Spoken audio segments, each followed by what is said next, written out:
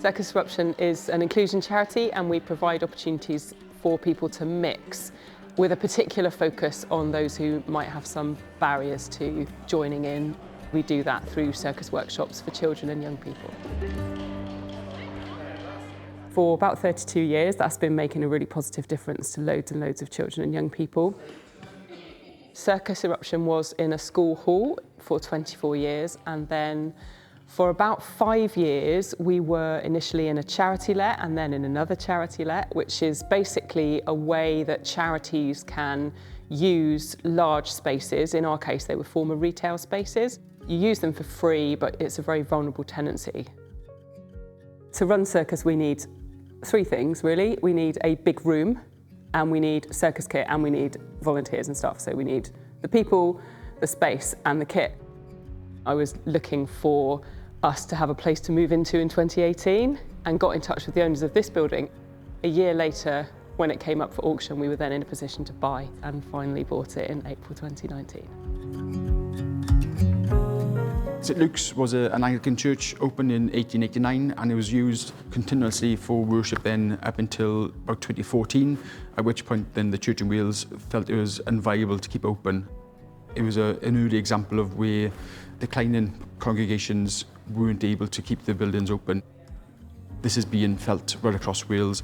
The Church in Wales forecast 8 to 10 churches a month closing, basically. What do you do with these spaces? If you can't use them for their original purpose, then how do you sensibly adapt them to keep the essence of what makes them special, but actually then give them a new lease of life? I think that's where the importance of engaging with experts and professionals in the field with that conservation expertise really comes to the fore, so they understand what they're dealing with. If you buy a Grade 2 listed former church in Wales, you need to know what you don't know, and you need to find all the people who can support you to make it work in a way that is right for the building and right for your organisation. And we just really have. There's been so much support. It's been amazing, and we couldn't have done it without that. Karen felt that it was really important to get people from the community involved in doing the work and making the changes. So we had a volunteer recruitment event. It's been great working with people and getting them involved and giving them new skills. One of the things about Circus Eruption as a project is it's meant to be inclusive. Old buildings don't necessarily have good access, particularly if it's a Grade 2 listed building. You have to go, can we change the outside? Can we put in a ramp? Which we did. Can we put in accessible toilets? Which we have. And it's making sure that an old building becomes fit for purpose for sustainability, but also for accessibility. The other thing about the learning curve on heritage buildings is that they are incredibly environmentally sustainable. The most sustainable building you can move into is one that's already there. We work with young people. Environmental sustainability is something we think everyone should be thinking about. It's absolutely central to what anybody does on our planet now. You can use materials that are sustainable, you can use ways of working that are more sustainable, and have a building that can not only be sustainable here, but also be an exemplar. It's got its problems, but actually it is possible to make it sustainable for the 21st century, and even longer. What I hadn't personally anticipated really was how amazing it is to have a heritage building, how deeply it connects you with the local community, what richness there is in considering the heritage of this space. It's absolutely amazing. Circus is so inclusive that it's still meeting those community requirements that a church may have done 100 years ago.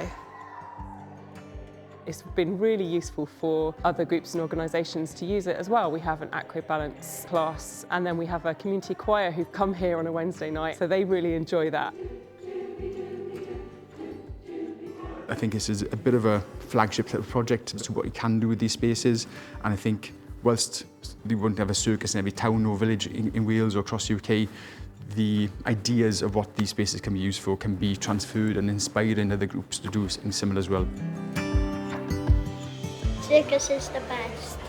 I like how Everyone seems to be like a big family here, like everyone gets involved in anything. It makes me feel like I can really be myself here. If I've had a bad day, it makes me happy again. It was full of opportunity. It's a very accepting place and very easy to fit into. To have a space that is ours is really special, to know that this is sort of our home and our base, and that we can do what we want with it and make the most out of it. Had we not come in to buy the building when we did, there's a good chance that it might have deteriorated and just crumbled really, which is so tragic because look at it. Circus Eruption and this building have kind of secured each other's future in a way. The relief was that we had been very much in the tradition of circus, that we moved from space to space around town, but it did mean that there was a lot of moving of stuff and there was a lot of moving of people, and we couldn't necessarily settle. So having a settled space, having a forever home is just a remarkable feeling.